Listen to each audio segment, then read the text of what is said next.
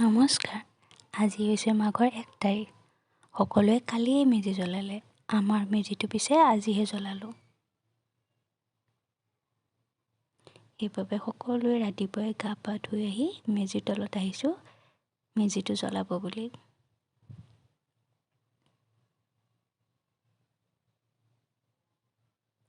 বিহু আহিলে যিমান ভাল লাগে, মেজিটো জ্বলাই দিয়াৰ পিছত সিমানেই বেয়া লাগে, নহয়নে? বিহুটো শেষ হ'ল বুলি এই বিহুতলিয়েই যে আমি ৰৈ থাকোঁ। প্ৰত্যেক বছৰে মাঘৰ 1 তাৰিখে আমাৰ ৰাইজে একগোট হৈ এসাঁজ খায়।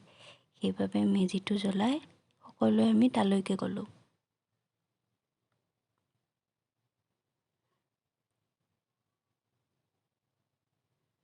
এয়া চলি আছে খানাৰ প্ৰস্তুতি আৰু আনফালে হৈ আছে খেল ধেমালি প্ৰতিযোগিতা।